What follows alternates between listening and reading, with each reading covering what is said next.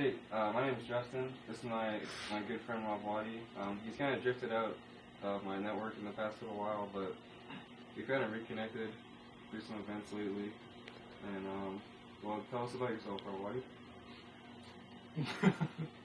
Well, I work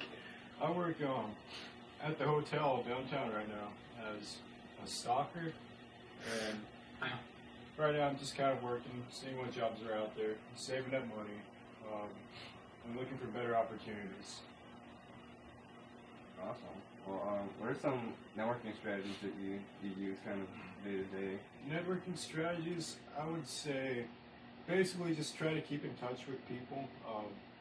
If you guys have similar career paths, or if you guys are just friends in general, just basically try to keep in touch with people who might be helpful or useful to you in the future. If they happen to be working in a company and you're trying to get a job with that company, it makes it a lot easier, if you know somebody in there. So relationship-wise, networking strategy, just, branch out to people. Are there some ways that you've kind of gotten jobs from using these? I would say, yeah, actually. I mean, you know somebody that works for a company, and it's easier for you to get the job. It's happened to me, so. Awesome. What are some skills that you kind of transferred over from job to job? And I guess what are some skills you say that employers are looking for today? I think skill-wise, starting off entry level, I don't think it's necessarily about what you know. I guess it is, but not always about that. I think it's more about if you're going to be a good employee. Do you show up on time every time? Are you consistent with your work? You don't take too many days off. Don't call off all the time. And when you're there, you do your job. You do it well. Basically, I think employers are looking for somebody who they can take in and turn into, a good worker. So yeah. Awesome. Well, I guess lately I've been working on my resume. What are some things you kind of put on your resume that you think, like, are there some things employers have asked you about specifically because of the way you've written your resume, or what are some ways you put it together? Well, you'd want to put all your jobs down that you've been working at for a decent amount of time.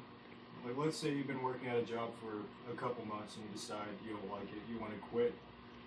I probably wouldn't put that down on the resume. Typically they say about 6 months to a year is a pretty decent time. You always kind of want to use your best references, people who are going to say good things about you. Just write about yourself. Basically put down your best traits. Like I said earlier, you show up on time, you do your best at your job, and you're consistent with your work. You do basically just kind of what the employers want you to do as an employee there.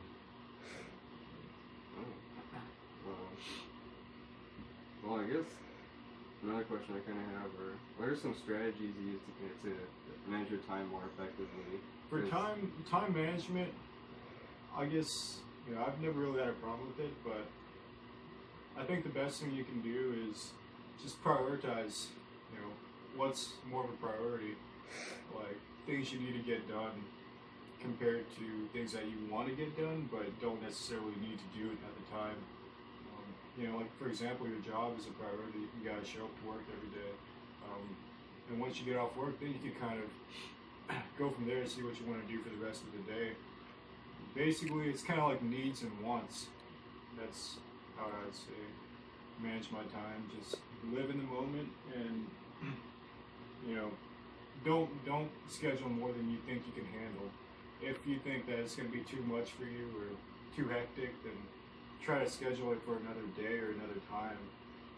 Basically, just don't put more on your plate than you think you can handle.